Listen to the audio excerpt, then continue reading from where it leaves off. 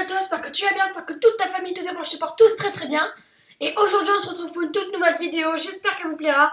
Dans ce cas je compte sur vous pour liker, partager et vous abonner à ce contenu, ça fait super plaisir, bon visionnage. Aujourd'hui on va découvrir ensemble l'histoire de, de Top Gear, une série américaine. Donc c'est parti.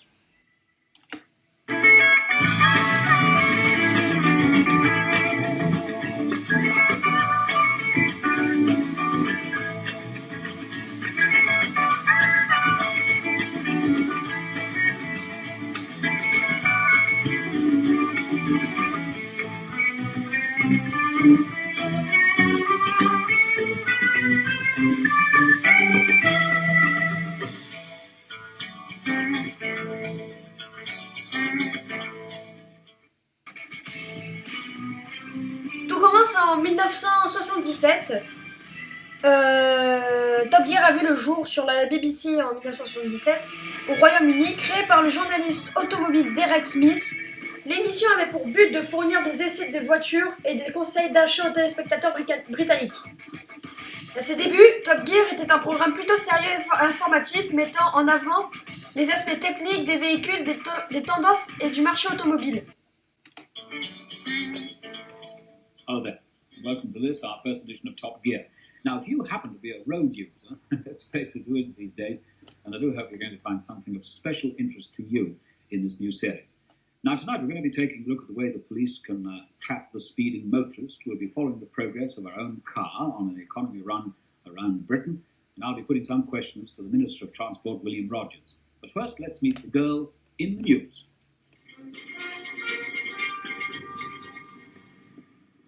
Well, usually when I leave the television centre at the end of a 3-day shift in London, I get to the main gates, turn right and head west for my home in Devon. Les premiers présentateurs incluaient les personnalités comme Angela Rippon, Noel Edmonds et plus tard le jeune Jeremy Clarkson qui a rejoint l'émission en 88. Clarkson apporta dès le début une touche d'humour et de personnalité qui se démarquait de ton plus formel dès les premiers épisodes.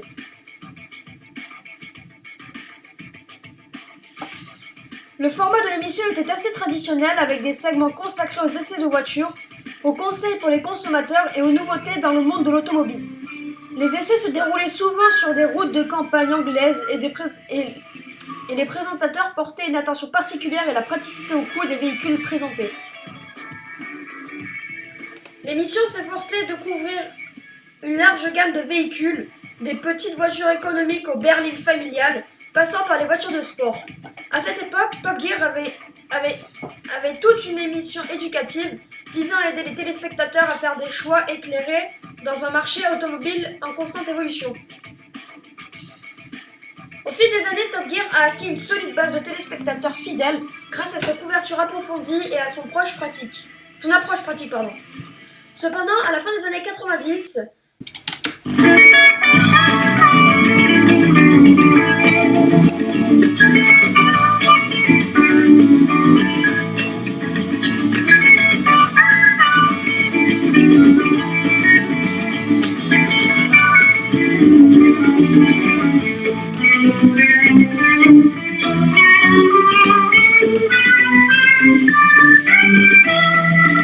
le format commençait à montrer des signes de fatigue et l'audience commençait à décliner.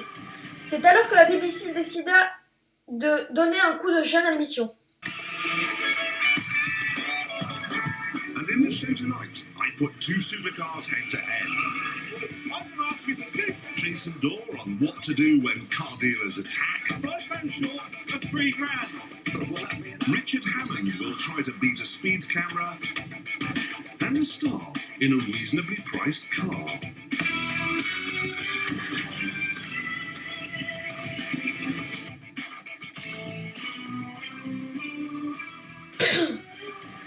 En 2002, Top Gear subit une transformation radicale sous la houlette de Jeremy Clarkson, Richard Hammond et plus tard James May. Le nouveau format est beaucoup plus divertissant et aventureux. Les essais de voitures exotiques, des défis insensés et l'humour acerbe des présentateurs redéfinissent l'émission. Des moments inoubliables, comme la Bugatti Veyron atteignant des vitesses folles, les voitures transformées en bateaux, tout n'est pas toujours tout rose pour Top Gear. En 2015, après une altercation entre avec un producteur, Jeremy Clarkson est licencié. Suite à cet événement, Richard Hammond et James Mace décident de quitter l'émission, marquant la fin d'une ère. Le départ du trio laisse un vide immense et beaucoup de fans craignent que l'émission ne soit plus jamais la même. Après le départ du trio emblématique, la BBC décide de continuer l'émission avec de nouveaux présentateurs. Chris Evans et Matt LeBlanc prennent les rênes. Mais l'accueil est mitigé. Finalement, Matt LeBlanc est rejoint par Chris Harris, Rory Reid, Paddy McGuinness et Freddie Flintoff, apportant une nouvelle dynamique à l'émission. Malgré les défis, Top Gear parvient à se réinventer et à retrouver une partie de sa popularité.